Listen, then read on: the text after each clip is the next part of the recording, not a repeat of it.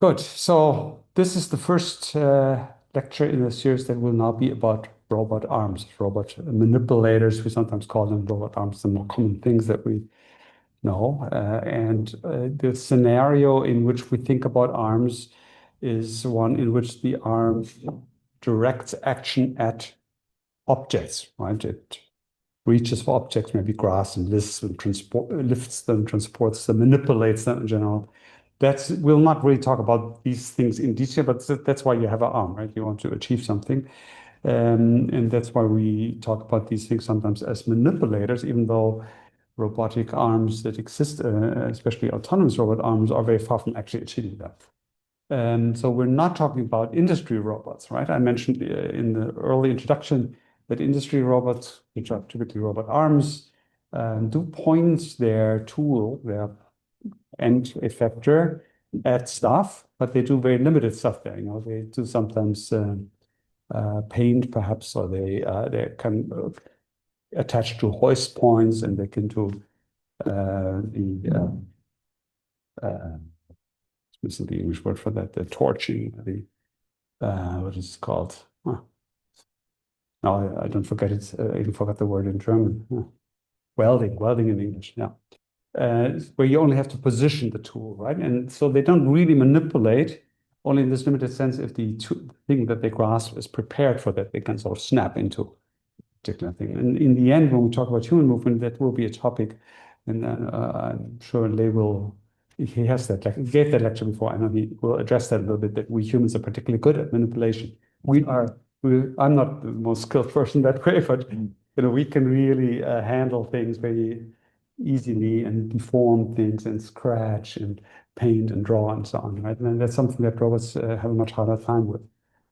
And some of the principles, we'll be talking about manipulation in robotics, so classical textbook stuff, and then in humans, and we'll go back and forth making these analogies.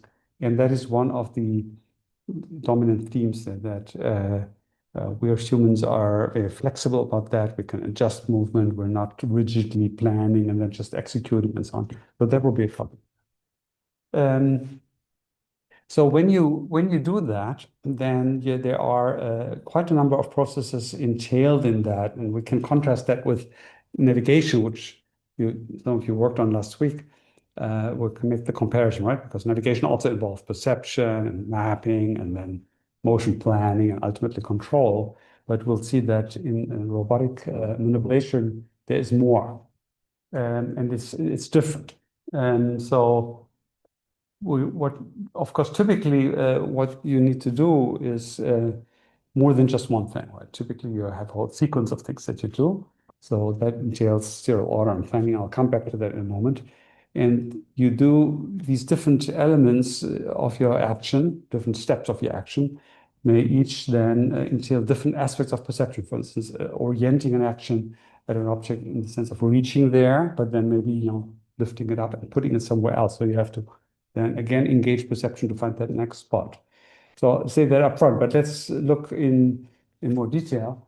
So every individual movement needs ultimately to know something about pose. So pose is the generalized conception of positioning. So pose of objects that you want to reach. So that means you need to know where the object is in a frame that is meaningful to the robot. The robot is attached to a table, let's say, so in these coordinates. It also means knowing about the orientation of the object, so you can plan a grasp, right? We know that you're grasping it vertically, or you're grasping horizontally, or in some other way.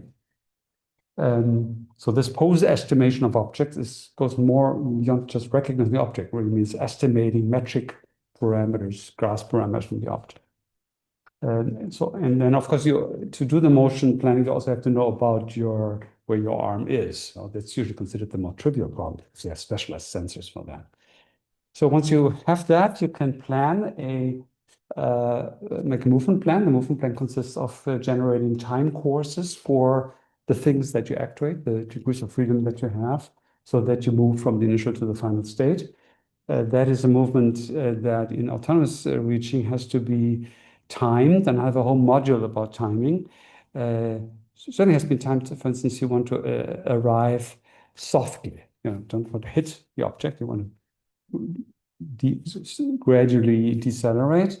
In a lot of autonomous robotic scenarios, you would be interacting with a human assistant. So you also want to do something the human can interpret, knows where you're going, so that you can coordinate, and also at the level of control, you don't want to accelerate very fast and hit the human, or have some collision with your arm that would be highly energetic. So you have to do some human-like velocities and physical momentum.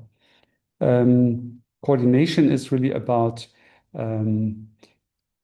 making, let's say the simplest case of coordination would be, for instance, catching a ball, right? Then your hand has to be at the right location at the right moment.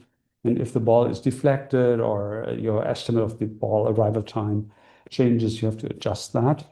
We think usually of coordination as between different effectors. For instance, you're all coordinating both of your hands. If you catch a ball, you make sure that the hands move synchronously. You coordinate your limbs when you locomote. You spontaneously coordinate your hands even if you don't have to. And I'll have a whole lecture about coordination as part of timing.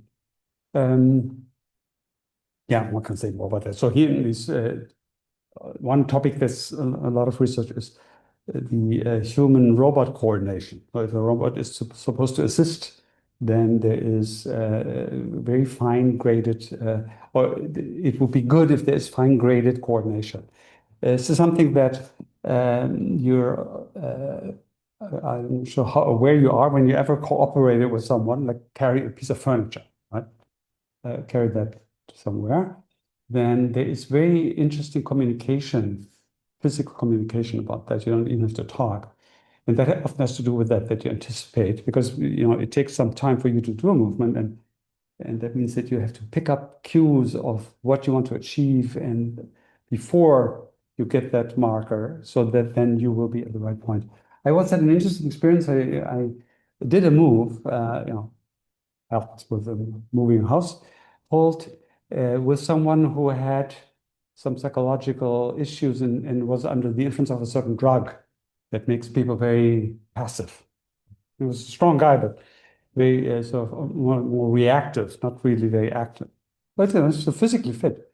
And it was very difficult to do all that. And I realized that I had to tell him everything, like, put this upwards, put your hand down there and pick this one. And so he didn't do the usual thing. So usually you see even the posture of the other person, and we're going to do it this way, right? And then before you go around the corner, the other one, your partner will anticipate that you will have to have some space and so on. And that's sort of physical communication that happens. And that's sort of under the rubric of coordination. It's a big topic in autonomous robotics because it's very often assistant robotics. Very interesting topic. I've worked on the human side of that, but I'll have a little lecture where we're cramming a lot of stuff like that in, but it's an interesting research field. So timing and coordination are very connected.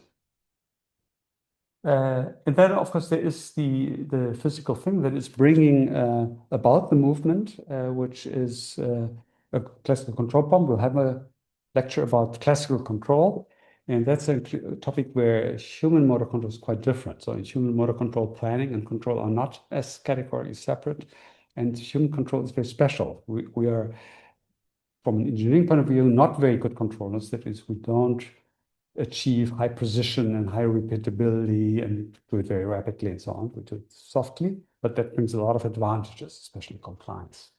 So we'll talk a little bit about that. Muscles are very, very different from electrical motors, and that is actually the main difference. It permeates everything. So the consequence from having these soft actuators influence a lot of other things, like even to planning, because we can do online updating. Well, with robots, you don't really do that. And there is, as I mentioned in my introduction, there is a lot of interest in robotics in soft actuation, either physically soft, that you have spring-like actuators or rubber or some kind of other media, or also in terms of the control algorithms, like the DLR arm, which has sensors and can emulate a soft controller. Because of that difficulty of interacting with physical objects and interacting with humans. So updating feedback, and so I'll come to that. Yeah, and then when we do this in a sequence, we have autonomously, We have to think beyond just the individual movement, as I mentioned initially. That is, we'll do a sequence of movements, and that will mean that we'll have to autonomously make sure that we know when the movement has ended. Maybe there's something slipped, maybe something took a little longer than expected because of some perturbation. So we'll have to pick up when it ended and then initiate the next movement based on that. So it, autonomous robotics, you cannot just have a script where you run through the sequence of movements. When you program a robot, industrial robot, they will do a sequence of movements, but of course it just does that program irrespective of what happens. If it lost the tool midway, it will just keep going, right? In an autonomous robot, that is typically not what you want. And that's also an interesting topic. So here summarized in a single slide. So it's a lot of perception. I'll say a few words now about each stage. Movement planning is essentially from perception extracting parameters to describe the movement parametrically. The movement organization is this idea of initiating or terminating, like in a sequence. And then the trajectory formation is this notion of generating time courses, and control is physically bringing about the movement. Good. So a few words and give you a few examples from our work. And so I'll only really cover, today I'll cover essentially the basic concepts for trajectory formation. Next week or next lecture, I'll talk about time course generation as part of trajectory formation. And then we'll talk about control. So these two bottom properties will be expanded and this contains both planning and control.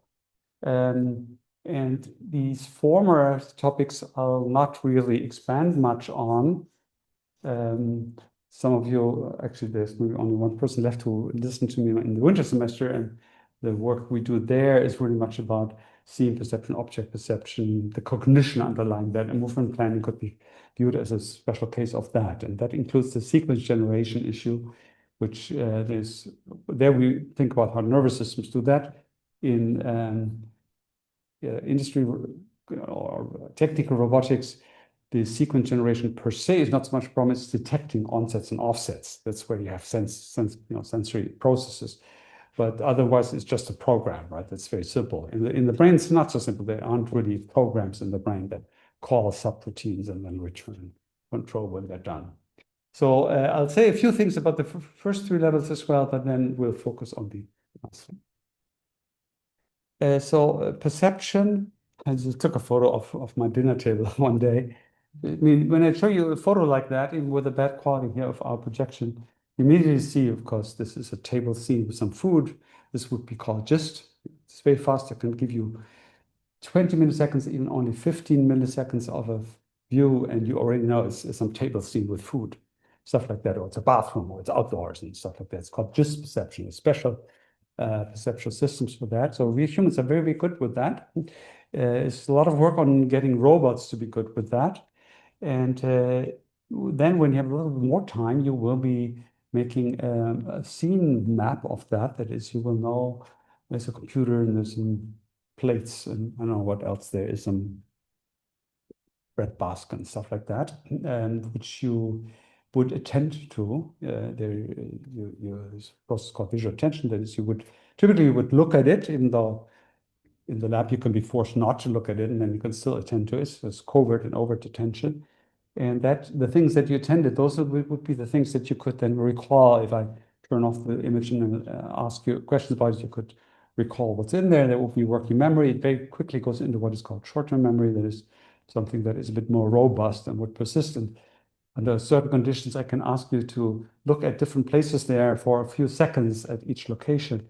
And I can ask you months later, and you will still remember that. You actually have the long-term memory of that scene.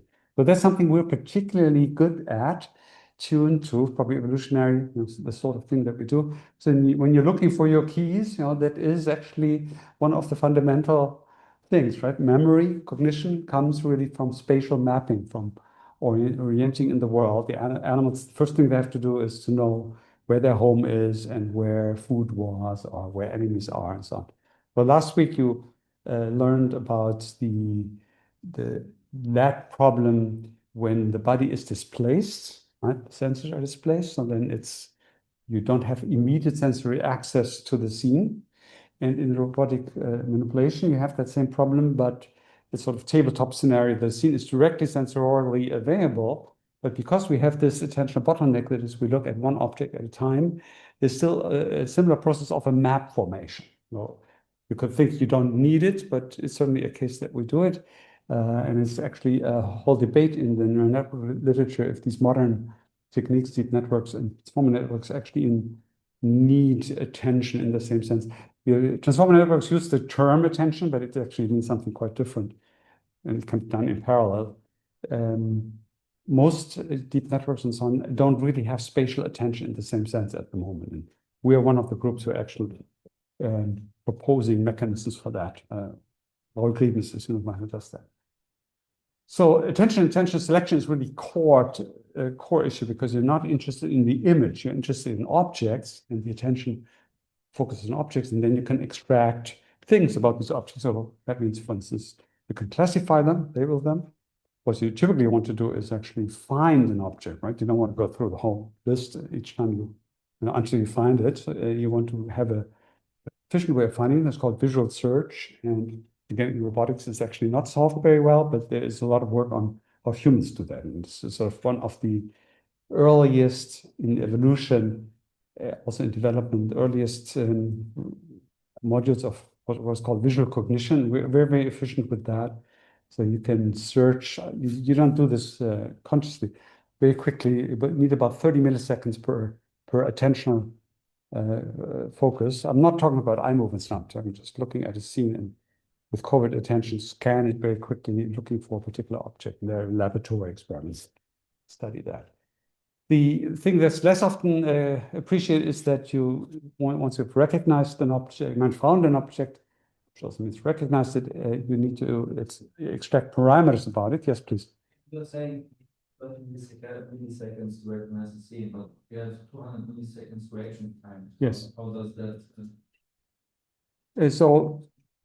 I'm saying that if you're looking through a scene, like in the laboratory, you present people with a screen and there are like 20 objects on it, and you're asked to find the red diagonal one, let's say, classical conjunctive visual search, then the time you need to do that would be typically a second or more, so random.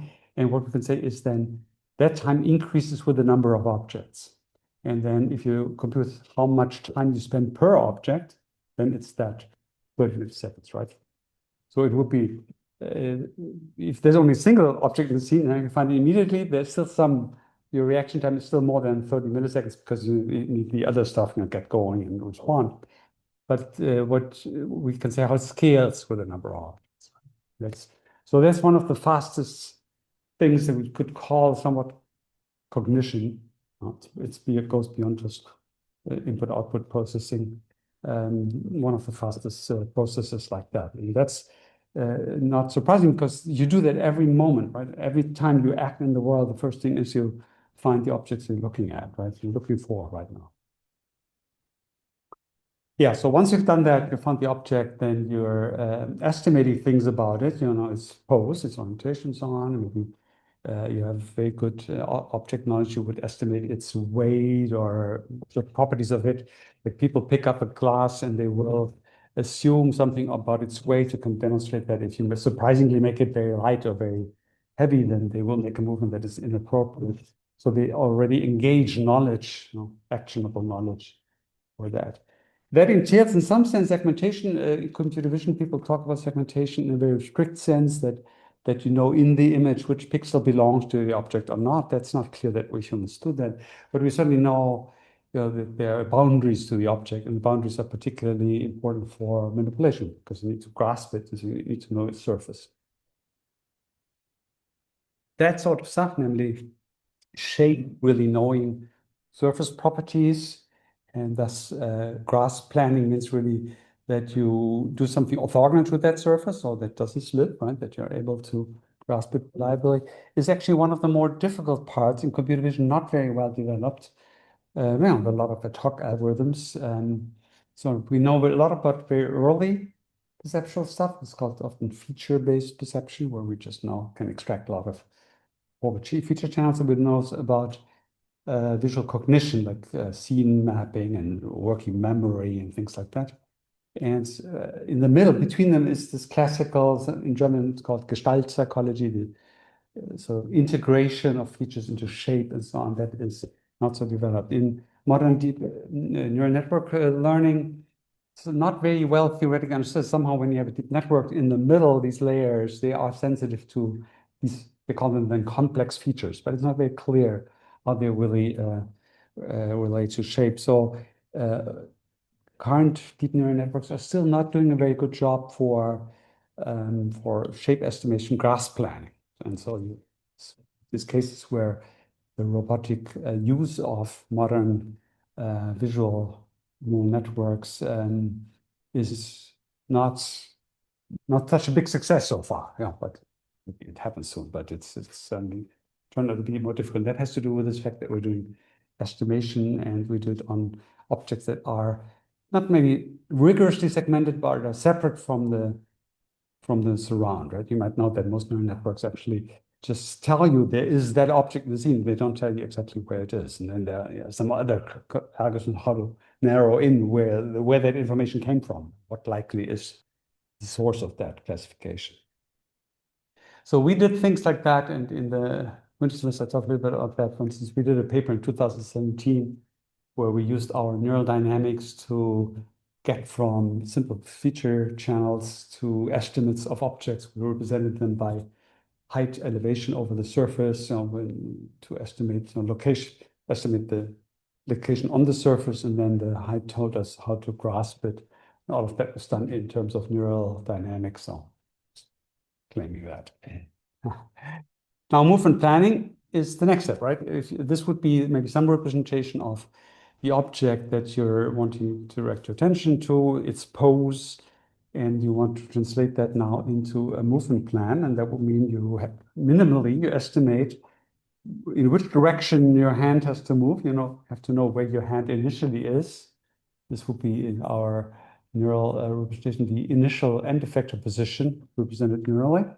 And then you know where the target is, and you can look at mathematically, you can just make compute some difference vector and then decompose it into an angle and an amplitude in 3D would be more complicated. And that will give you the parameter of the movement that's required, the direction extent of the movement. And in 3D is a bit more complicated, involving some rotations as well. So in the brain, this is not trivial problem because you can't actually just implement any formula, right, to transform something like that and to make such. This is actually a coordinate transform. You could say what you need to do is you need to represent the target in a reference frame that is centered in the initial position of the hand. Then you can read off directly the movement. That's what eye movement is about, right? In eye movement, essentially, I know the target in retinal coordinates because I know where from my fovea where the target is, and therefore I can read off the retina directly the motor command. And so the analogy for the hand needs that kind of coordinate transform, and there's actually the kind of neural stuff we do to understand that uses gain fields, and there's actually neural evidence there are gain fields out there in the brain. So that's the neural side.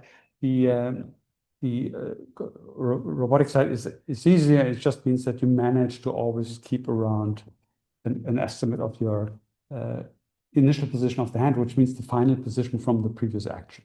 Typically, you make the movement planning when your hand rests.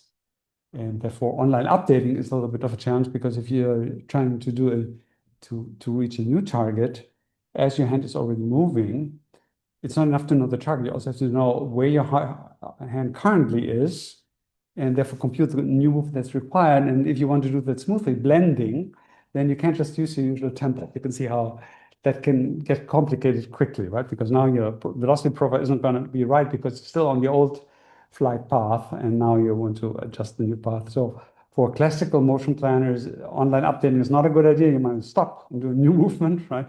That would be very abrupt and create all kinds of control problems. But we do that very well. So when I ask you as a human to move the experiment, you often just press a button, right? You go in some target. And online updating means that as you're doing the movement or as you're preparing the movement, the target jumps. And you will actually spontaneously correct your movement, spontaneously in the sense that you don't even notice it. You can, for instance, as a very elegant experiment, you look in the lab and have a fixation point. You have to look, then the target comes up, and then you have to point it. It's some arrangement you point actually in 2D and some arrangement with a mirror and stuff like that. And when the target comes up, you make a saccadic eye movement, one of these abrupt eye movements to the target. And during the saccadic eye movement, you're blind, right? You're not getting input, if you know that. While you're making this abrupt movement, you don't have visual input. That's why you don't feel the world is shifting around all the time as you make these movements. And you can arrange now that this jump of the target is during your saccade, so you're not actually aware of it, but your hand goes to the right target, right? It's about 100 millisecond delay. So when it takes about 100 milliseconds for the correction to show up. So you can play with that and shift the moment in time around. So that's something that we do, even in laboratory conditions where you can ask people to not do it, and then it turns out they cannot suppress it unless under some special conditions. So it's a whole literature. So it's not an extra thing. It's sort of part of how we do movement, right? So it's very fundamental. And that is sort of the opposite of what we have in conventional robotics, and autonomous robotics is very much interested in that. So in the timing lecture, I'll show you a very cool robot from Lausanne where they catch a bottle that flies in a wild way. And that is, of course, doing that because it's not actually predictable right from the start when the bottle tumbles. It's like a empty plastic bottle, right? So it's not control. In terms of control, it's easy. It tumbles, and so the arm has to adjust the movement on the fly and still do the timing correct. And they use actually a dynamic systems approach inspired by work, including my own, on human movement, how we do that. Okay, so that's the movement planning. So if you don't have these complications, then it is somewhat trivial for conventional robots. You will see that. And the sequential organization, initiation, terminating, is essentially the ideal that you have elementary movements, and by concatenating them, you can make complex movements. And that is even done classically, even though it's just for some kind of library of movement profiles that they have. So it's also a little bit trivial. It's actually a real property of human movement. So one of the amazing things, I think that Lei will actually talk a little bit about that you cannot actually make an arbitrary movement. You might think that you can, but you can't. So if I ask you to make an arbitrary movement, like this here, so then it turns out if you analyze that these are piecewise planar movements. That is your end fingertip or end effector moves in a plane. It makes a little ellipse that has sinusoidal temporal structure. So it's like sine and cosine making the ellipse, and there are signatures of that. And then we're at the end point of the ellipse, the plane might shift, and you can shift the timing, but it's piecewise harmonic. Partly it's the mechanics make a Lovász filter, but it's also the movement planning. You can't actually do other movements like that. And there's a notion that we have sort of primitives, that is certain circuits that can make certain movements, and you can combine them, but their shape is limited by that repertoire that we have. There's a whole approach called dynamic movement primitives. I used to have a module. It's also online. I think I'll probably not do it this year. I still haven't decided. I might insert it into the timing lecture. It's a bit complicated mathematically. It's not rocket science, but it takes a little moment to explain. So that's a notion that is now quite common in robotics. And I'll talk a little bit about in the timing lecture, a little bit about the so-called Kodiček ideas. So I'll come back to that. This makes that interesting. And it's in that context that initiation and termination is an issue. Again, classically, you just call your routine, and then the routine is ended, and you call the next routine, right? So there's no problem with that in industry robot, which is good. Yeah, and timing coordinate generating time courses. So this is what I'll talk about in the timing lecture. Yeah, and then bringing about the movement is just control. We'll have a whole lecture about that. Classically, that would be just feedback control. That works extremely well, except when there are disturbances that persist. Like if you're encountering a surface and you scratch the surface on, that's where problems arise. Okay, so that's sort of the survey, and we'll now have 3 lectures that focus on these three aspects. So I'll talk now about kinematics. That is what is listed here. I'll go through these things, and then I'll talk about trajectory formation, making timing plans for kinematics. It's the typical thing one does that. And these plans will take into account potentially control problems. So bringing the movement physically about, that means making torques and forces, right? And then when you do that with electrical motors and robots and muscles and humans, then the dynamics, sometimes called kinetics of the arm, play a role, because arms have inertia and they have the different joints interact. We'll talk about that, and there will be so when I talk about control, I'll also talk about the dynamics of arms. I mean the physical dynamics, right? How rigid bodies have inertial moments and kinematic chains have so-called interaction force and stuff like that. So these are 3 lectures about that. And then we'll have 2 lectures about the human way to do those things. Yeah, good. So I'll take you through this. I'll start with the degree of freedom problem. That's a little unusual. And that's essentially also by analogy with human movement. And usually roboticists just assume a particular case of that and only later introduce it as a complication, namely redundancy. But I think it's more meaningful to think from the start about the degrees of freedom. So I'll define what that is. Good. So when you do robotic action, you're really interested in something out in the world, right? You're usually interested in your hand, the robotic hand, your gripper, and the object out there. You want to grasp that object. That's sometimes called the task level description. And that's what the perceptual system provides information about. And you're actually not really interested as such in your arm, right? In the joints, how exactly you do that, right? You care about where your hand is. And there's a lot of evidence that humans are like that. We really think about space and spatial coordinates and represent space. And the fact we do that, exactly how we do that isn't so important. You might think, well, ballerinas, for instance, they might think about their configuration, right? And it actually turns out it's not also exactly true. They are actually representing certain points on their body, like where their elbow is or where their shoulder is and things like that. So they're also not really thinking about the details, joint angles. That can be debated, but so don't be confused by that. So in robotics, we always have a task level at which we think. Now, if you want to do something with your elbow, you can make that the task level, right? If you open a door, then suddenly where your elbow is in space becomes the task variable. That doesn't mean your elbow angle is the task variable. But of course, if you're in one of those gym machines, maybe the elbow angle becomes the task variable. So you could be maybe flexible about that. So the level of the joint angles, or in humans, the muscles, that would be considered the level of the actuator. So where you have the force generating devices, and that would be the effector level, the lower level manipulator level, and so on. And the connection between those two is the kinematics. Understand what do I have to do with my actuators to get the hand into a particular location. So in task level, you think about the target state, and of course the initial state relative to that.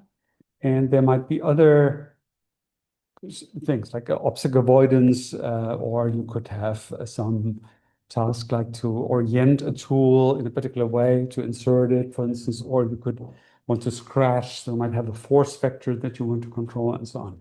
Could be multiple different things. It's also typically at the task level that you have timing constraint, right? You want your hand to arrive in the correct position to catch the ball. You don't actually care perhaps if your elbows are still moving while you catch the ball, for instance. Just not always. Good. While the control level, is where your motors are mounted, and those will be important for control, and that can be important too. I mean, first of all, at that level, to do control, that is to vary the force generation in the correct ways to achieve the configuration.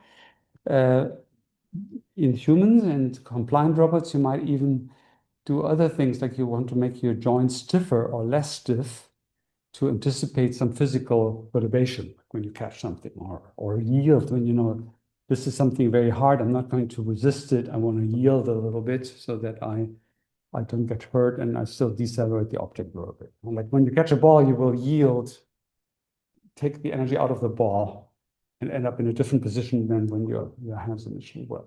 That's the control level. So redundancy is when that relationship between those two things is not one-to-one. So redundancy is actually dependent on the task level, right? This depends on what you want to achieve. For instance, I could have a certain redundancy as a human for my hand in space, and then I could do different configurations for that, but maybe different for my elbow in space, right? Because I have fewer degrees of freedom. So it's a task dependent concept. So humans typically are kinematically redundant. So for instance, a good description of the upper arm is that we have 10 joints. We have 2 in the joint angles, 2 in the wrist, so this one and that one. When you fix the wrist here, there's actually no rotation in the wrist joint. The rotation is achieved along the elbow. We ascribe that to the elbow joint. The elbow joint has the one joint angle, and the second is this longitudinal one we ascribe to that. The shoulder has these 3 joint angles that you're familiar with, a spherical joint, which is very uncommon in robots. So we would have 2 plus 2 plus 3, that's 7. And then the third, another 3 degrees of freedom is what is called scapular motion. This is a very odd thing where, where the shoulder is in space can actually be moved, also long axis. It's around this funny thing here with the collarbone and sort of the shoulder blade sort of floating on some connective tissue.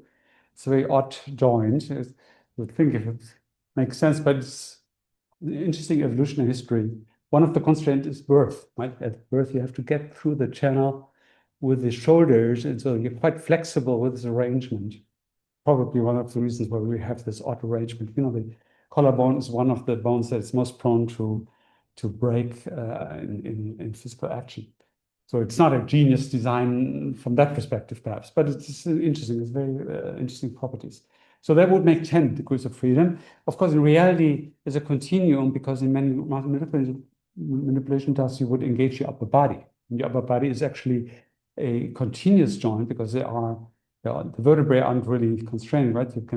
It's like a deformable body, and so that has continuously many degrees of freedom.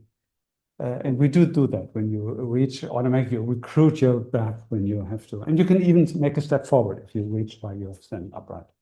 So 10 is just for this case that you're sitting with your back to a chair, let's say. So that is clearly redundant if your task is just to grasp something. When you want to grasp something, your task space, I'll formalize that in a moment. How many degrees of freedom are in your task space? Do you know? The top of your head? How many things do you have to control to grasp something?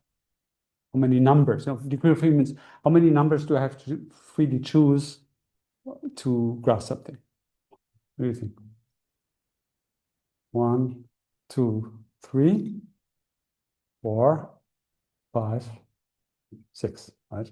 So there are 3 rotational and 3 translational. Because you have 6 numbers to determine. That's a rigid body. It has 6 ways of being changed, right? One forgets orientation, right? So when you have 7 joints, it's just minimally redundant, right? If I fix the shoulder in space, the only thing is I can sort of rotate the elbow on an imagined circle. I can't quite do it, but if you hold on to something, you can see that you can rotate your elbow. But then we add in the scapula, it's clearly redundant. Most industry robots are not redundant, and typically they have 6 joints.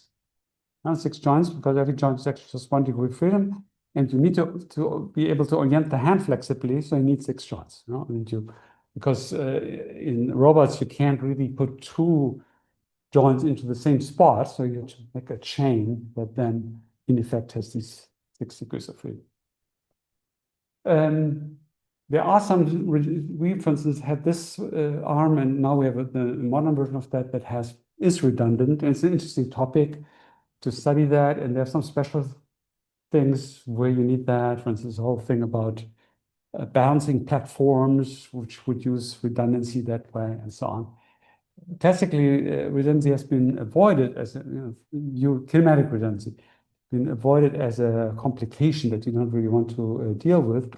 For instance, it's a problem that when you have redundancy and you repeat movements, that the many algorithms lead to the repetition always being a little bit different in joint space, and your joint configuration drifts in the so-called null space, the possible solutions, and that can be a problem and so on. But there's every classical textbook has a chapter on redundancy, and now with autonomous robots, when you want to be more human-like and have some of the properties of humans, it's very common to also look at kinematically redundant robots. It's a different thing to be redundant at the actuator level. Humans and some soft robots are very redundant at the actuator level. We have many more muscles than we need. Like the upper arm has, depending on some subtle things where you have to decide if it's really actuating the arm or it's just stabilizing the trunk. It's between like 36 to 46 muscles, 43, I think. Something around that. That's a lot more than the 10 degrees of freedom, and that's because, first of all, we have the muscles only pull, they don't push, right? So you need two muscles for every joint, the agonist and the antagonist. And then you actually have multi-articulatory muscles, that is muscles that go across multiple joints.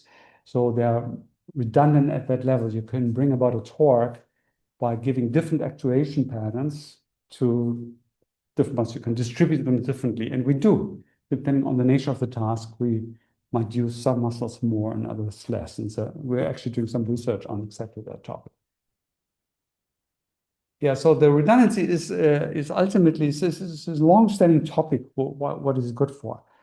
And one robotic idea is it's good for flexibility, and that really means that you can add task constraints, right? It will be just one thing to control the hand, but maybe you want to do something else at the same time, like avoid an obstacle or even control some other part of your body. And then a redundant system gives enough degrees of freedom to accommodate that additional constraint. You see the negative of that. Many of you have seen, for instance, like you take a cup of coffee along, right?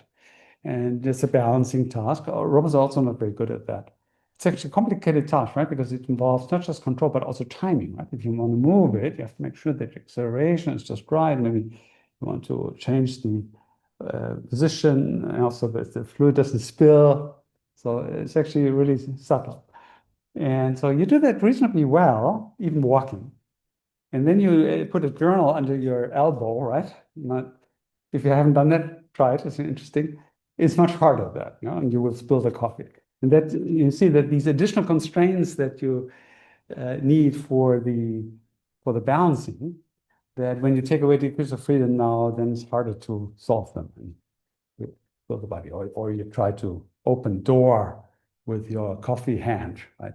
With the elbow, then you spill the coffee very typically. Yeah.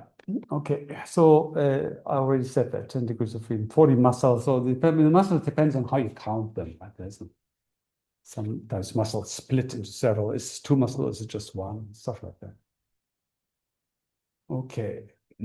Yeah. So that's the degree of freedom problem. So in biology or human kinesiology, this is a major topic, and I've been working on that for many years. Has to do with the concept of synergies, and we've developed the concept of the uncontrolled manifold. But I used to have a module about that, but it leads too far. So in robotics, it's a moderately interesting topic, but some people are really interested in it. So everything else is classical conventions. So it's not textbook stuff. I'll go through that. This textbook here on the bottom right is available online for free. It's a preprint, but it's a text document. It's very nicely typeset. It's not exactly like in the book, but very, very close. So very cheap resource. You can find it if on the slides, you just Google it. So if you want to, it's very readable. It also uses the product of exponentials approach that I really love. The Murray Lee Sastry that I said there on top is, I think, also, I'm not quite sure if it's totally legal, but it's just somehow also available. It's much more mathematical. I love that book, but it's if you're really seriously into that, I think it's the best textbook about the mathematics of kinematic chains, but it's much more advanced. And the other guys are using the same framework, but in a more elementary way. And they also, the top one is only about kinematics, and the bottom one also talks about control and some more simple things. Good. So I'll just give you some basic notions from this, and you will see that the math is 19th century math. It's not very, not all of it, but roughly speaking, it's 19th century. And but it's not trivial, right? I mean, rigid body motion. There was used to be the spins that the theory of tops, Kreisel theory in German. Tops, these things that spin. That's actually, it turns out, a very complicated thing. Rigid body motion in a gravitational field is a very complicated thing. And it's all developed in the 19th century, and the mathematics comes from that, including these so-called Lie groups, these really fancy ways of representing things. I'll say a little bit about that, but we don't really go into the details of that. So first thing is to know how to mathematically represent these kinematic states, right? So the robots are built from rigid bodies, one of which is the hand or some segment on the hand. And that's the one where we think about the desired pose. And that's why we need 6 numbers to represent it. But of course, every segment is also a rigid body, right? When they are deformable, that's elastic robotics. And then it's even more complicated because it's a rigid body that's not rigid, that can be deformed, right? You can imagine the kinematics becomes really complicated because you have to model how the shape of the segment is. That's why it's really a nightmare from this point of view, modeling everything. So for now, we're really talking about classical robots that are rigid. And so how do you mathematically represent a rigid body? It's having to represent these 6 things. It's very straightforward for translation, right? You take a Cartesian reference frame and just describe some point on the body, let's say center of gravity or something in these terms. For orientation, it's a bit more complicated. You might know that the way you represent orientation is not very unique. Multiple different ways of doing that. And the complication is that the operation of rotating is not commutative. You know all that? You know that? So if you rotate something around one axis and then around the other, it's not the same as if you rotate it first and then the other. You can very quickly test that yourself, right? So the order in which you do these things matters. And therefore, when you represent the orientation by saying, how do I go from my base orientation into the desired orientation by 3 rotations around 3 axes, you have to keep track of which order you did it in. These are the so-called Euler representations where you do it exactly that way. And there are many different Euler representations depending on the order in which you do that.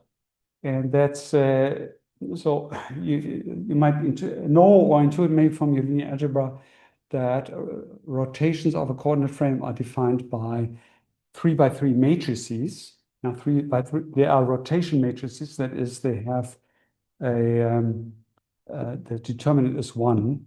So there are only 6 numbers that you can choose freely in the matrix, but that is still more than the 3 angles that you have, right? So the 6 numbers, one is the cosine of one is cosine, the other is sine, so they are interdependent.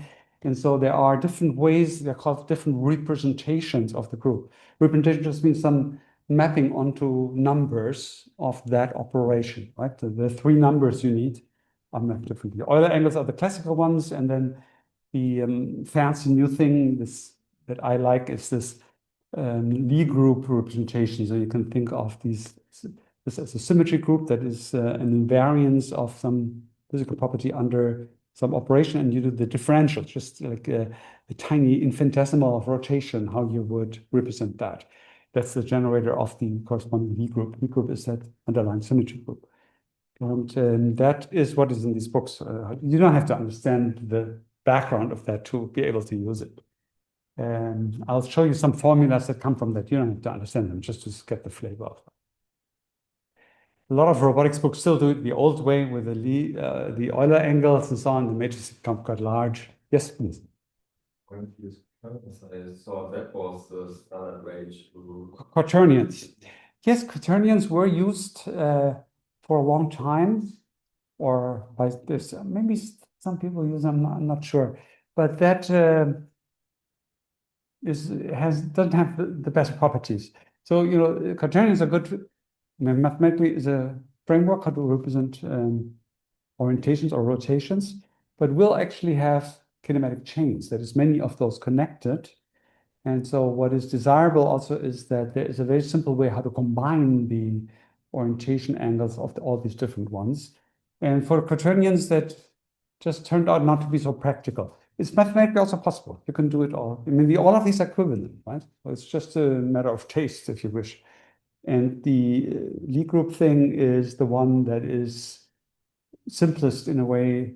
I mean, it's conceptually a bit abstract, but once you have implemented it, it's very simple how to handle it. But maybe to give you an intuition, but I'll show you, we haven't talked about change yet, but imagine if you have a, like in the Lie group based thing, the only thing you need to do to calibrate all these joints, all these rotations, is to have some reference configuration. Like you say, this is where all the joint angles are zero, and you make the corresponding axis. And then everything is defined.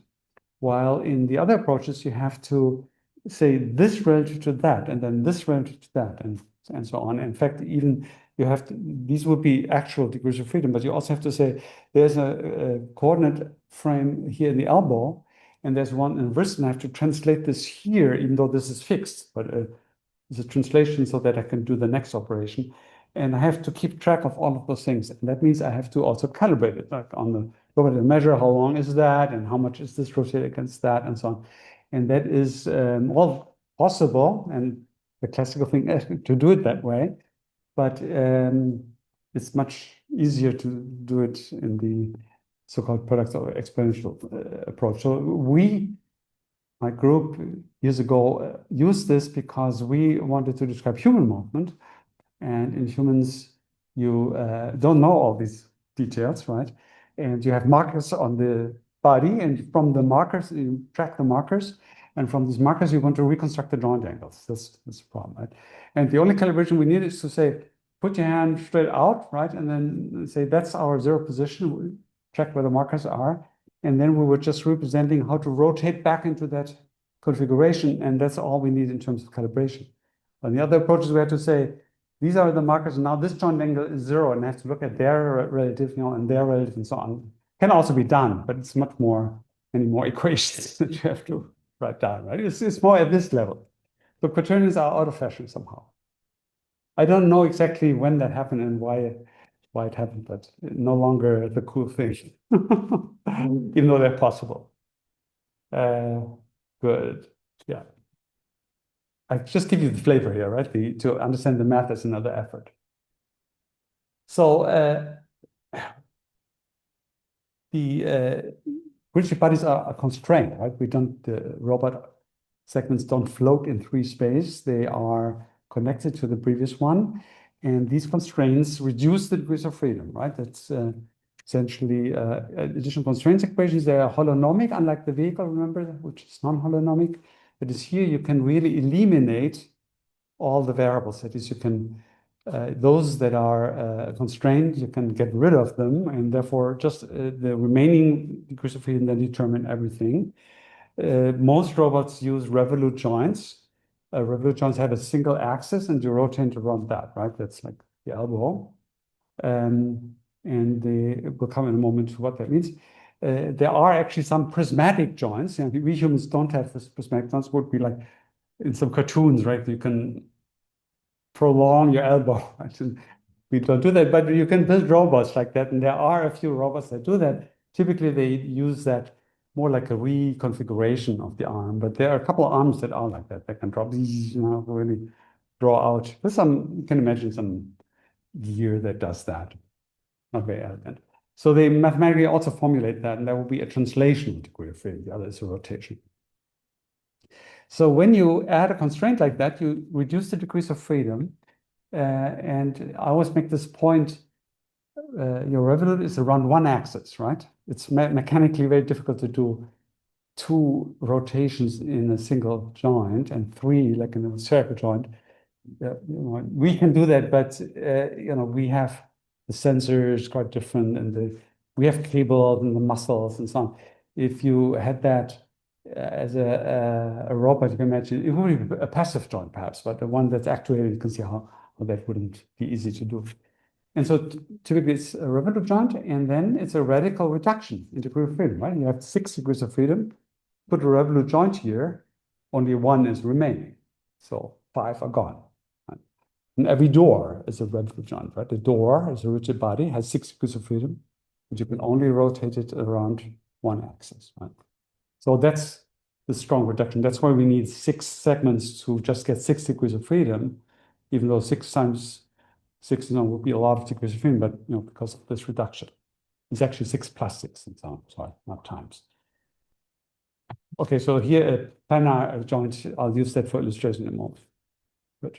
So kinematics is understanding how these degrees of freedom that remain can then control whatever you want, like your hand and so on. So we're talking about kinematics as the connection between the task space and this elementary space.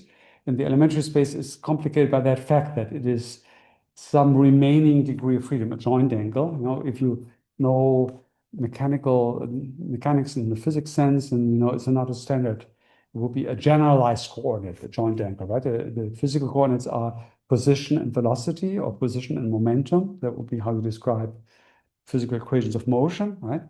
And joint angle isn't really a physical variable that way. It's a variable, generalized coordinate, they call that, a variable that describes some configuration.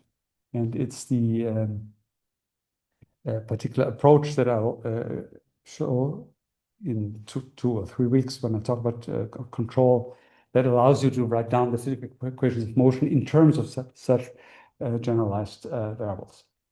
And so kinematics is just describing the geometry of that, and the kinetics would be the dynamics, and I'll talk about that in that lecture. So purely at the kinematic level, there are some other constraints. The most important are these workspace constraints.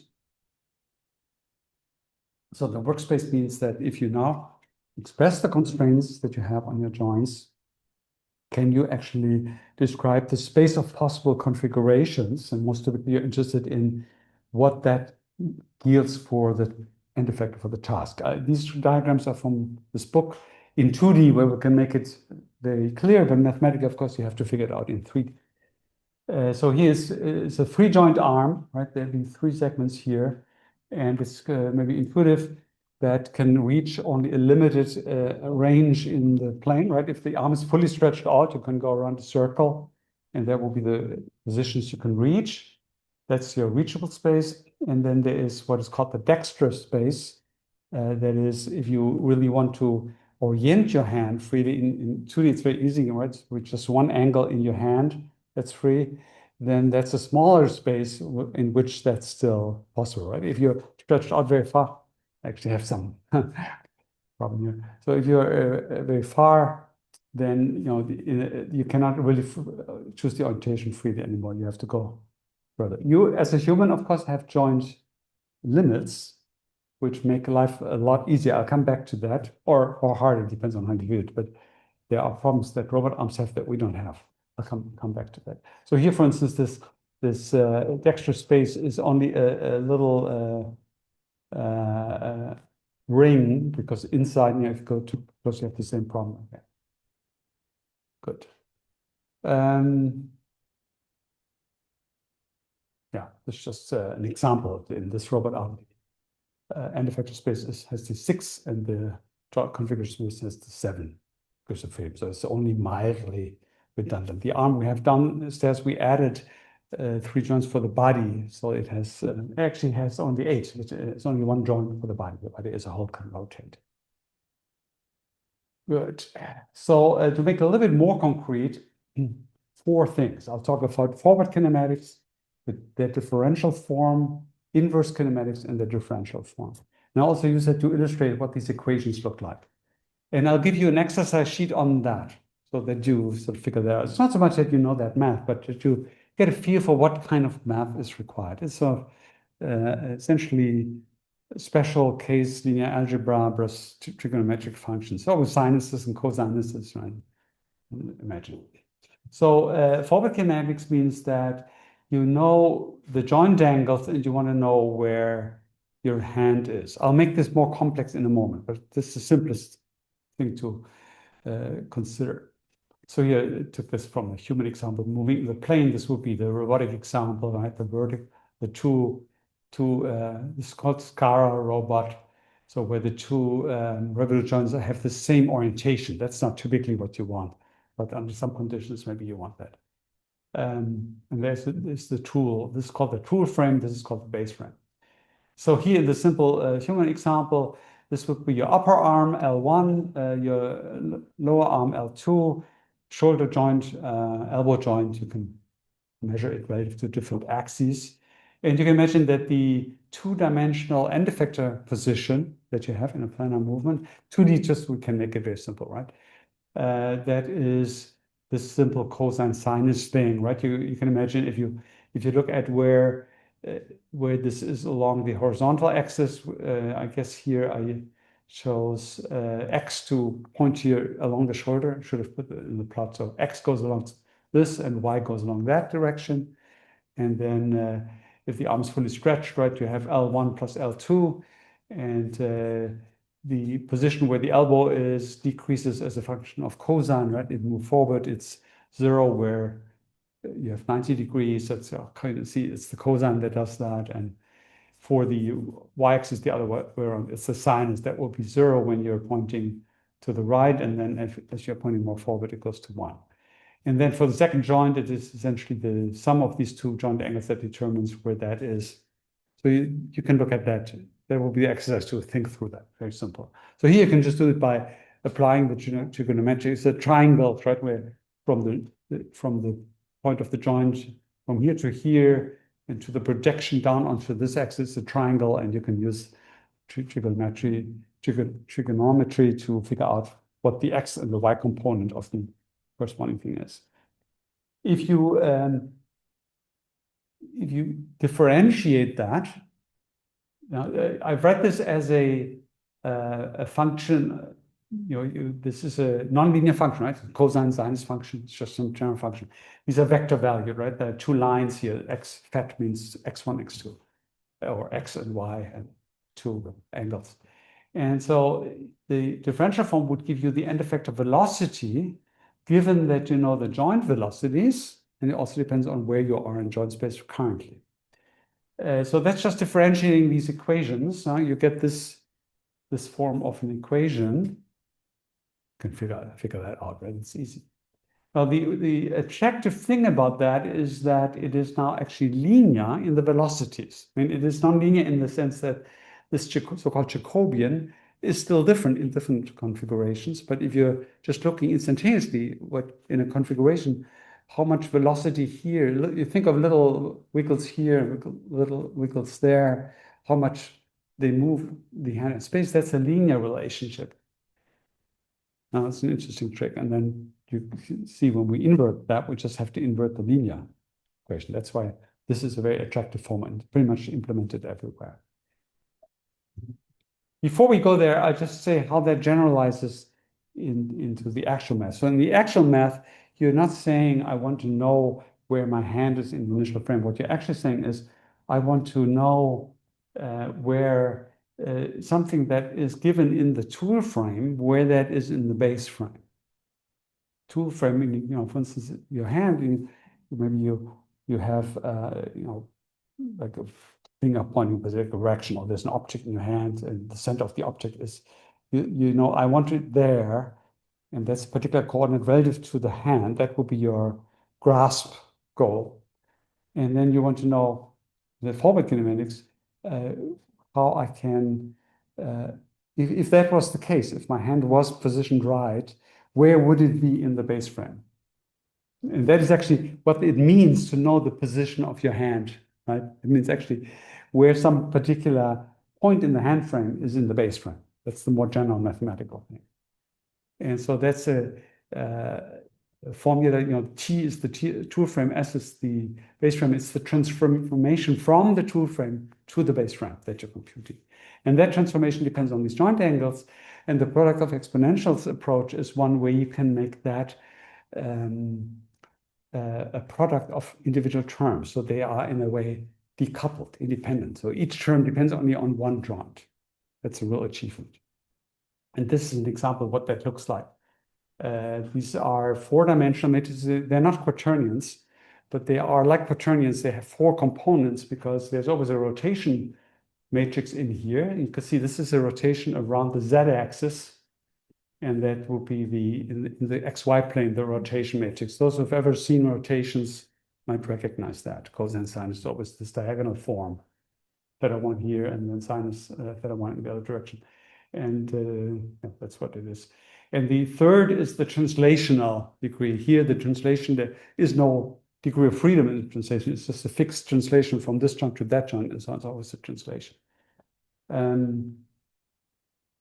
Yeah, so that's what the solution turns out to be. So you can write it down as a product of exponentials. These exponentials are exponentials of matrices. Right? So it's actually just a short way of writing something that mathematically, to figure out exactly what that is a little bit more complex. I'm not really explaining that, right? So that's what you will see if you go into these books. That's the forward kinematics for this Skara robot. And that generalizes very neatly to much more complex robots where the frames are arbitrarily assigned, so not just all in the plane, right? Where it's very complicated, and still the component matrix is always very simple like that. Oh, that's why it's so attractive. Not teaching really how to do that. It takes a little more effort. Good. And so inverse kinematics would be, the inverse. That is, in the simple description, it would be that you know where your end effector is, and you need to know the joint angles, right? And in the other description, it would mean that you know how to bring about a particular configuration of your hand. So how to figure out these parameters theta that bring about the particular coordinates of something in the truth space. And so in general, it is. So to invert it, that means if you have this equation, you have to figure out the joint angles, right? So you would say, I know x and y, which theta do I have? I have to solve these equations. There are two equations, two thetas, you can solve it. So you would take this equation times sinus and that times cosinus and subtract it. This is how you get rid of that term. And then you could maybe compute the other term. And then you have to go back and determine theta 1. You get arctan and stuff like that, right? They will be solving it analytically by hand, which is the standard method. And industrial robots have this analytical solutions encoded into their programs, which are complicated functions like that. And I actually did that for 7 degrees, actually for 10 degrees human arm, because when you determine the joint angles anatomically correctly, you have to do that. There was a lot of equations. It was like this many pages handwritten equations, right? Because you can imagine, the longer the chain gets, right, there's more and more stuff you have to do to isolate the individual variables. When you do that, you run into problems, and it's very intuitive to see. You essentially have something. Ultimately, maybe you have cosine of some angle equals something, right? Now you have to determine the arc cosine. It's actually arctan more typically, and that has two solutions, right? And it can have non-solutions, but if the value is between -1 and +1, the cosine always has two values, right? And so intuitively means, for instance, if you want to put your arm here, you can either go this way or that way, right? And so you have to figure out which one. These are called branches or leaves in robotic jargon, and there are many different leaves like that, because things like that happen for every joint. There are some conditions where it doesn't happen. You imagine when the cosine is just at peak, there's only one solution. But in general, there are always two solutions for every joint angle. So when you have 7 joints, there are 7 branches, right? And for every branch you do, or leaves, they call them leaves. For every leaf that you take, then the next equation is constrained by that being on that leaf and so on. So that is a problem. So there are algorithms how to choose the leaf. And it's a problem because sometimes when you move your arm, you get to a different zone where that leaf isn't available anymore, because the solutions depend on each other, and there is no leaf like that doesn't lead there, because they all have different parts of workspace that they cover. And that means that in motion planning, you have to make sure that you stay in the same leaf. And in fact, sometimes robots, you see there's sometimes demos so that they will do some rotation, some stuff rotates just to go on the other leaf before they go to a certain place, because when they go there, they have to be on that leaf to do this. So this is it's a classical problem. It's just some math. I mean, you can figure it all out. It's classical algebra, essentially. But it's a complication. We don't have that complication as humans because we have these joint limits. The joint limits make that only one leaf is available to us for all joints. We don't have these two. So we are always on one leaf. That's the anatomical leaf that we have because all our joint angles are constrained to less than 180 degrees. The elbow is maybe the one. Some women, for some reason that nobody knows, I think, often have a little more in the elbow, which is not so good for throwing. It's actually one of the reasons maybe they were not so evolutionarily constrained. I don't think it's really known why that is the case. It's just some quirk. That's the one joint that is quite at the limit. Everything else is not going there. So we have less than 180 degrees. The knee is very much like that. The knee is and the elbow, they are joints that can get hurt easily because they are so constrained so that when you go, they're also 1D joints. So when you go to the limits, then it goes on to the tendons, you can rip tendons and so on. So it's a problem, but it solves that problem, right? It might be maybe one reason why we have that. Who knows exactly, right? One reason why we have these limits could also be that we don't want to get the cables to be wound up, right? If you have a robot like that, you have to either have some algorithm that keeps track of how many rotations you made so your cables don't get rotated too much, or you have no cables, gliding contacts, right? Which is always also not so ideal because some problems in friction and stuff like that. Now, our cables are the nerves and the vessels, right? And if we had rotating, and maybe that's why we don't have wheels, right? Because how do you do the cables, right? Because we need blood flow everywhere and we need neural connections everywhere. So we don't have like sliding contacts for nerves as far as I know. Maybe some exotic evolutionary branch has that, but I'm not aware of that. So in a sense, very down-to-earth engineering at work here that leads to that. So we don't have that problem, but in robotics we have that problem, and it's attractive in robotics. So if you try to not use this, so you're emulating human movement, which people now do. We all work was like that in this robot. This one here, this was supposed to be human-like. It looks a little ugly perhaps, but you can kind of see the human in there, right? It's the idea that if you work with a robot, you want to have human-like movement so that the human operator has an intuition for the movement so that you don't get not surprised. Like when you work on actual industry robot, it makes this one of those funny, strange movements. You're surprised and it can hit you and so on. That's not so ideal. So that leads people to use these constraints on robots. And then it turns out that that limits workspace quite a lot. Like this robot here has quite a limited workspace where it can really work well, which is true for us humans too. Like we have this little place where you can work, and you just use your locomotion or upper body to then enlarge the space. But as an arm, you're quite limited. A robot arm can do a lot more.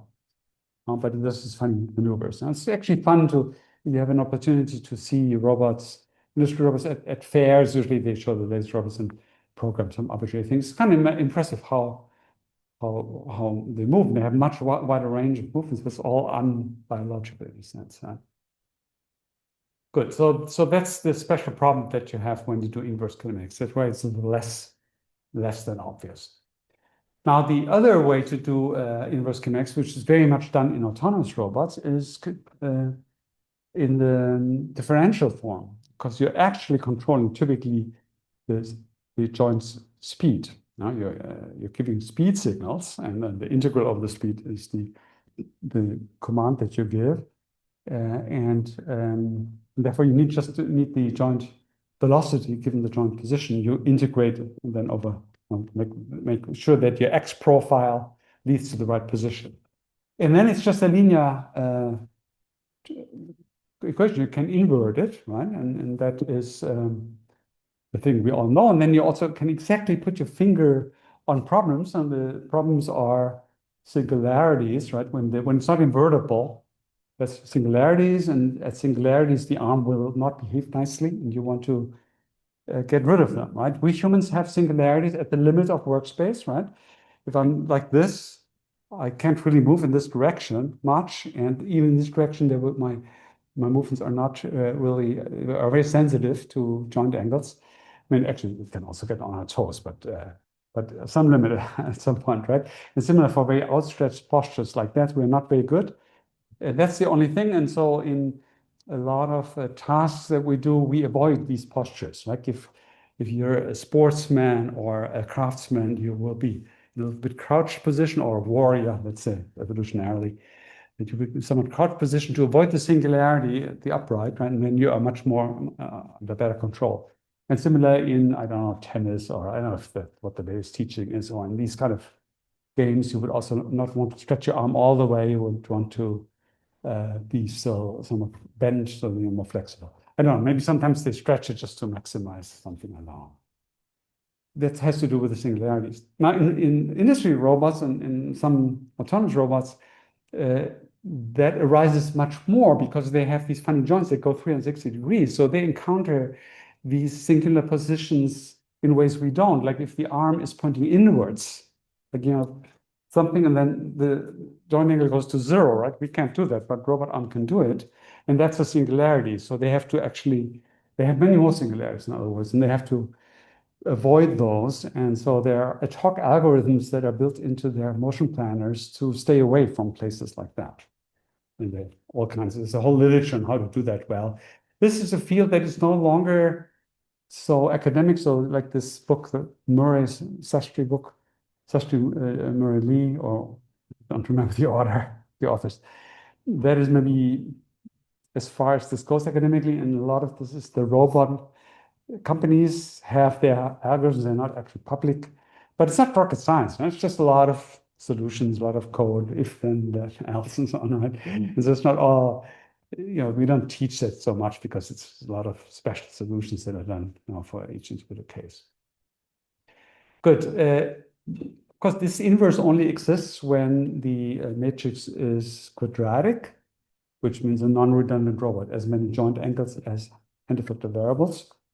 And in redundant systems, you can only do a pseudo-inverse, that is an inverse that, they have continuously many inverse solutions, and you have to choose one of them. And there's a good literature on that.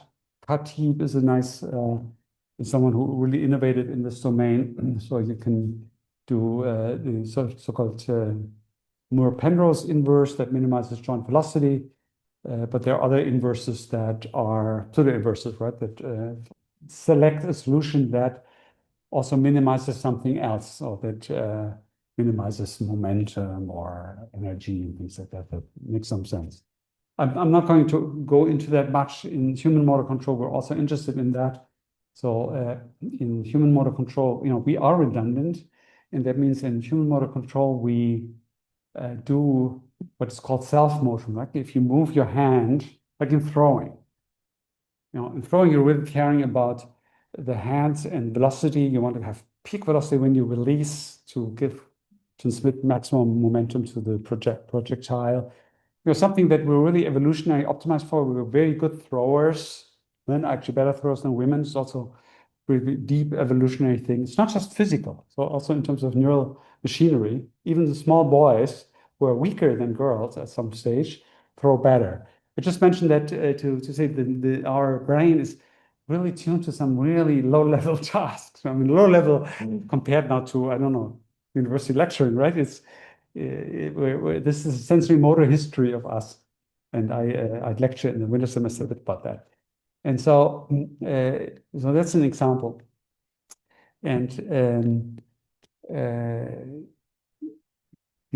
what did I actually want to say? Destroying redundancy.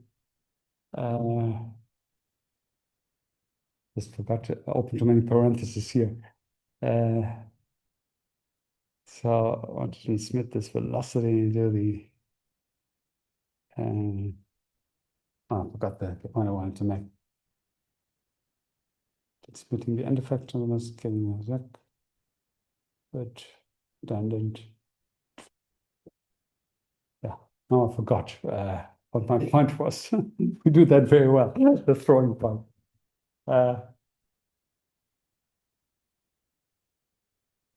I just forgot why I opened that chapter. Yeah.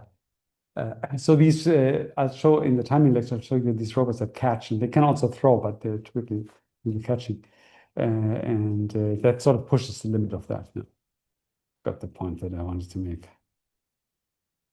Inverse. Yeah, yeah. Oh, we mentioned that. Yeah, good. So that's the four things that you need to conceptually know about a little bit. Oh, I do have some slides about redundancy. Good.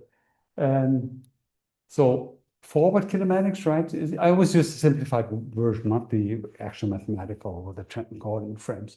So given the joint angles where the end effector is, and then the inverse of that, given where the end effector is supposed to be, that's the joint angles, and then the differential form is just the same at the velocity level, and that's a linear in the velocity variables, right? And the other variables, they just, as you solve the equation, you know the new configuration, so you compute that, but the inverse, you don't have to invert that, right? You just need the new theta dot, and you will get the theta by integrating it over time, then you know the next theta value. So that's the four things we know. Now, what do you think? What do you need that for? Which of these two, the forward and inverse, do you actually need in practice? Do you have an idea? Which one would you actually use when you program a robot? Yes. I think the inverse because I know where I want to be and need to know the angle. Exactly. So that's you're most interested in the inverse. Now, the forward is just for calibration or certain purposes, but the inverse is where your task is in end effector space, and you need to know what configuration that is, and then you design control variables that are at the joint level, control time courses at the joint level to get that. Exactly. That's why we do that. And that's also why we need to avoid singularities and find reasonable solutions, because we'll still have to control the arm to do that. So the inverse is really the challenge. It used to be that there was a real challenge to compute this in real time, especially these pseudo inverses, which involve some numerical optimization. And these becomes, it's easy to write one equation, but if you have 9 variables or 7 variables, and it's a 7 by 7 matrix, then to do that, real time means, for instance, at about 1,000 hertz, because you have to have a lot of control signals, then that leaves you only a millisecond to do every inversion. And you still have to do some checking that it's the same solution, consistent with the previous one, staying on the same leaf and stuff like that. Imagine that is actually not so trivial. And for a long time, that was a real constraint for using more advanced forms of this in control in particular. This has gone away somewhat as a problem. It's more a problem of real-time operating systems and handling the computation in a good way. But for a long time, that was a major challenge. And there were I think there still exists specialized hardware, so computers that are specifically tuned to solving these kind of equations in real time. Good. So I do have a little chapter on redundancy. I forgot, but just very short. Yeah. I've worked on this for humans for a long time. That's why I'm kind of fascinated. But here's a human toy example of what would be redundancy, right? That would be having 3 joints for controlling this. We did actually a lot of experiments and modeling with 4 joints. So if you do the movement in the plane, just for here for illustration, but in experiment also to simplify the analysis, then you have the wrist, the elbow, the shoulder joint, and then the scapular motion, right? That is the shoulder in space would also be moving. And so you have 4 joints, and then when you control just X, Y, because we would, for instance, just ask to position the pointer tip, we wouldn't ask you to control the pointer orientation, let's say. Typically a pointing task. And therefore now you have to select among the continuously many solutions. Here are 2 of them. There are continuously many. You have to select the right one. And as you do the time course, you have to be consistent about that. This is where there are, this is an example of pseudo inverse. So this is a solution. It's just one of the many possible solutions. This is the one that minimizes theta dot itself. That is, with the least amount of joint motion you go to achieve the end effector motion. And you can minimize other things, like you can minimize kinetic energy or something like that. If you do that, it still has funny side effects. Now I remember what I wanted to say, the other story. It's about self-motion.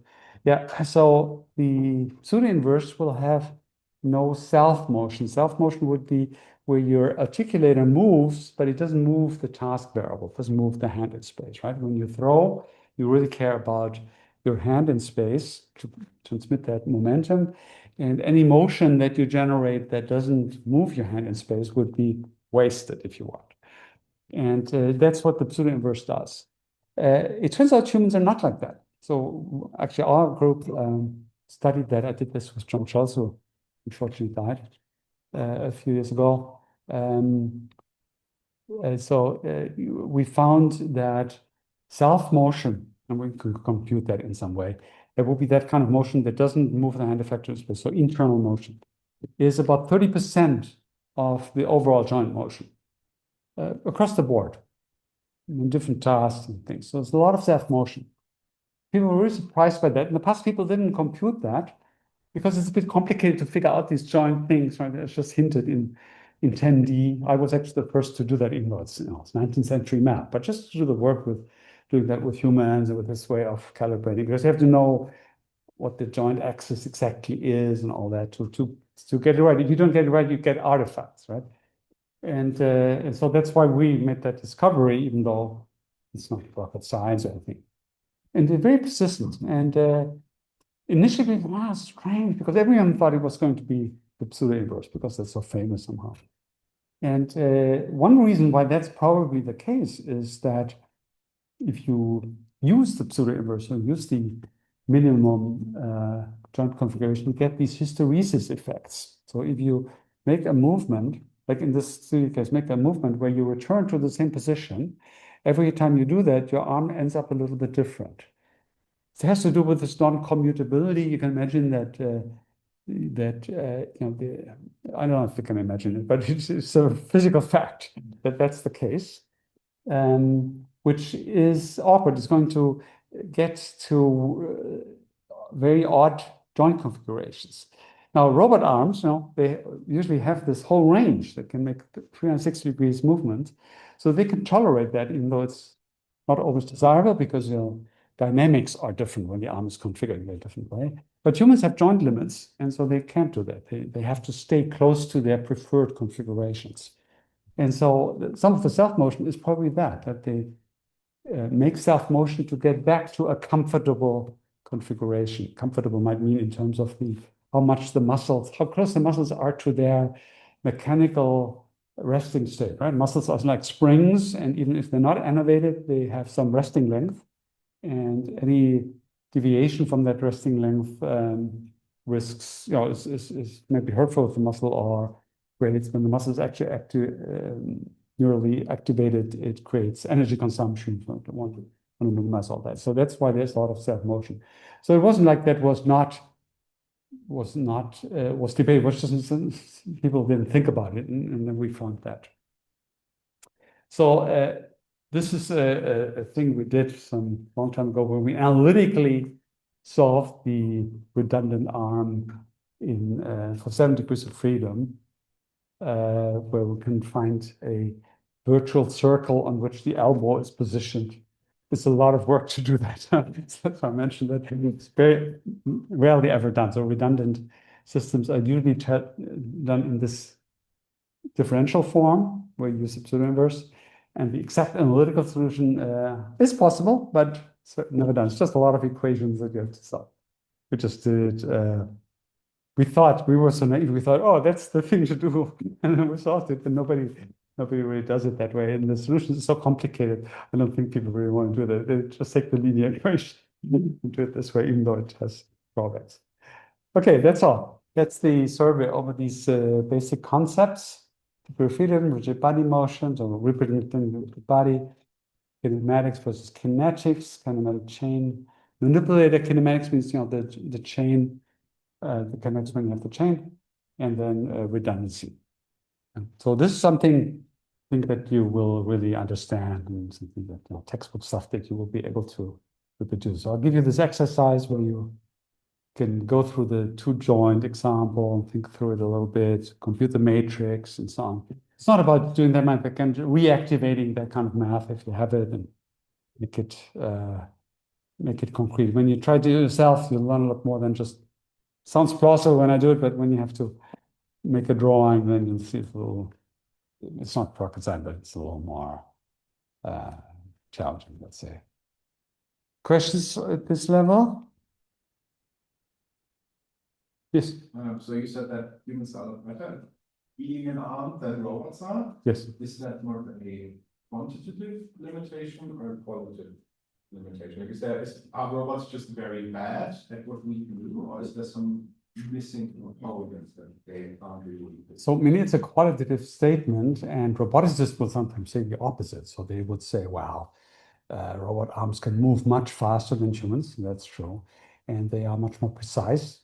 You can make it arbitrarily precise by just designing a robot. And you can, and it will be very repeatable. So, so then in that sense, it's better. So it depends on what you're looking at. But well, I'm saying that humans are extremely good. It's actually mostly control, but in humans, control and planning are very connected. So we are very good in. So first of all, we are these industry robots have this high repeatability and precision and speed by controlling away all the disturbances. Now, for instance, I'll get to that when I talk about control.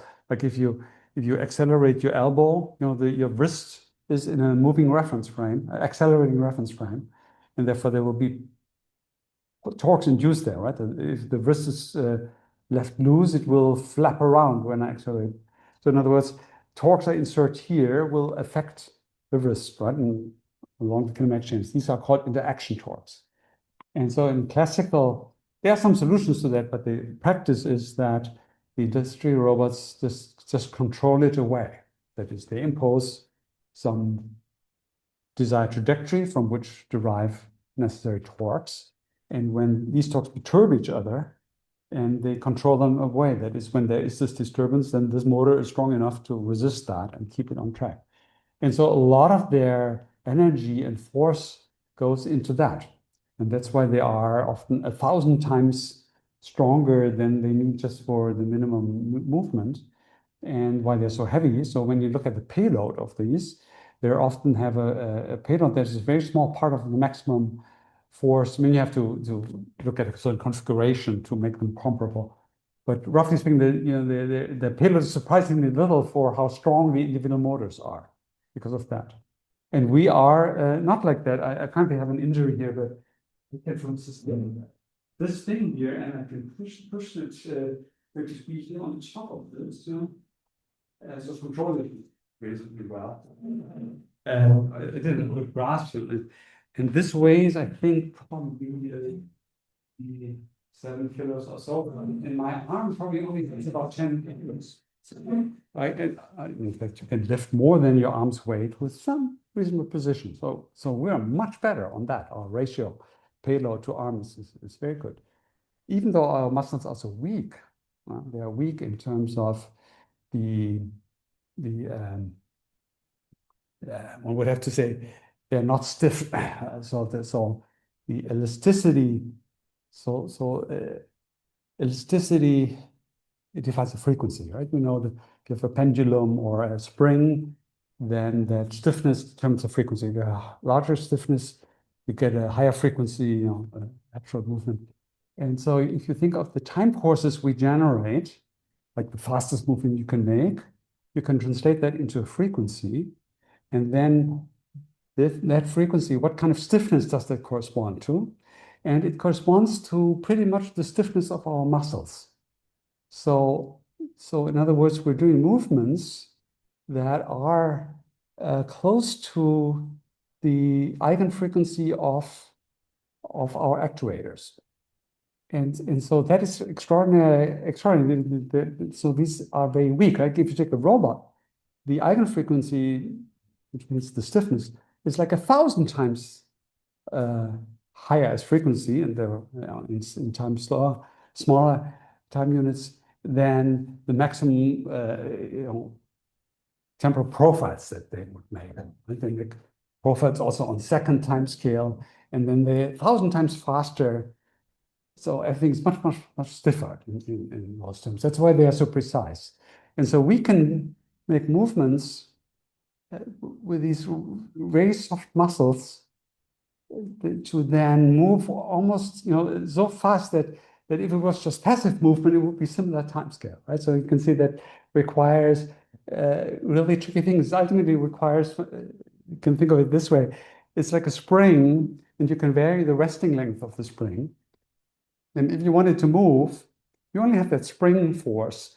And what you do is you put the resting length beyond where you want to move, and the spring will accelerate.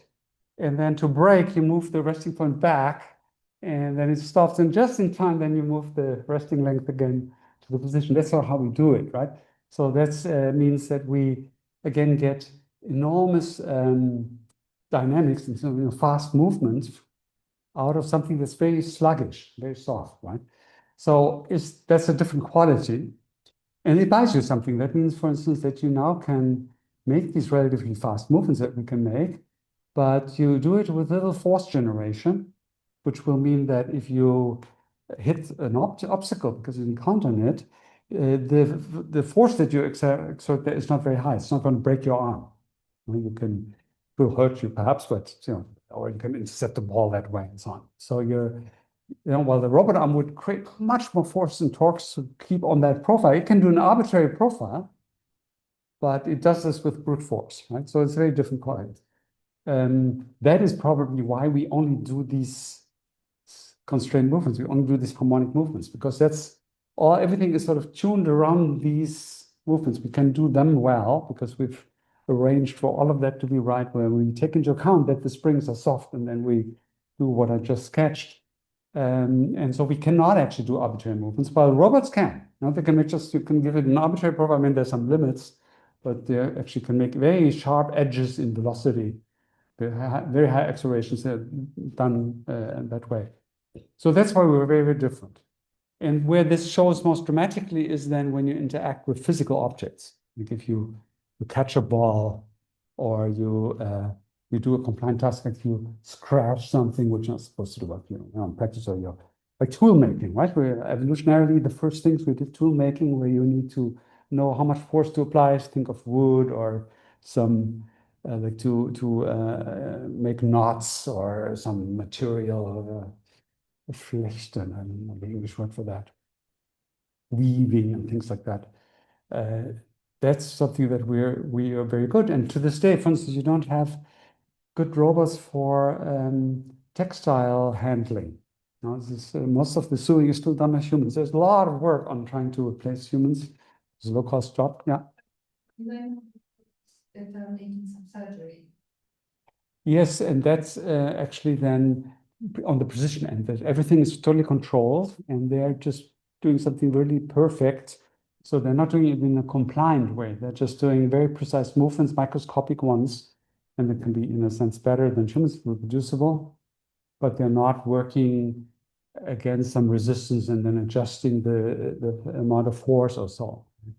So for instance, when they bind these things, they just make the movement very reproducible, not touching. The surgical, what is it called? The surgical darn is very, very flexible, so there's no compliant problem really there. Yeah. So the way they do surgery is just by knowing very precisely where everything is, and they do this movement very reproducibly, not by sort of having haptic feedback and so on. I don't know enough about surgery to know if surgeons use haptic feedback or things like that. I don't know. Maybe they also have just look. So that's sort of in that sense, I'm saying there are humans go beyond of what robots do in compliance and this very low energy and these things, therefore not so dangerous. But then humans cannot packed sausages at 200 hertz. We had, did I mention this with the sausages here in my intro? I don't remember. So we tried to do a project here with the mechanical engineering department who are interested in robots in food production. And we talked about them handling elastic material like sausages, really packing sausages. And I said, humans are compliant, they can do that well. And we talked for a while until it became obvious we hadn't mentioned that they were assuming it has to be like at a rate, it wasn't 100 hertz, but it was like 50 per second or something. 50 sausages per second, right? And I'm talking about human movement. And then, of course, it was clear that it was going to be very different kind of logic. And their solution was to model the sausage, compute its oscillations, and so that the sausage flying so the robot sort of, throws it, and they figure out exactly how many oscillations it does when it lands. This style. It's very different, right? Another kind of solution. So it's very different demands also that I make. Now, this is comparing industrial robots to humans. But autonomous robots, that's where people think autonomous robots should be more human-like, because that would mean they don't have a model of the sausage, right? They interact with something, and as they interact, they know how heavy it is, how deformable it is, how fragile, and well, you could tell it, be careful, this is fragile, and they would adapt the strategy and so on. And that's why there is this interest in to saying, it's more human-like, because we humans can interact with stuff that we only experience, maybe even haptically, or that we adjust to, right? You break one egg, the next time you already handle it differently and so on. That's the sort of thing that people really want. To this day, that is not so well developed. This Amazon, I meant to mention in my introduction, Amazon has a competition for academics and to capture research, where you have to do this taking things out of a box into another box, right? Which they do. And then all the winning algorithms have just a suction cup. So they don't really analyze the object, they just try a suction cup, right? With some, and then they do that, and the objects fall, and they just tolerate that and try again. So it's very crude, right? Human stuff is much better, but they don't do it human-like, where you actually really perceive the thing and have a grasp. Just blindly, and their solution is that everything is packaged such that you can do that most of the time, and nothing is very fragile. So that's like the most advanced form of autonomous manipulation.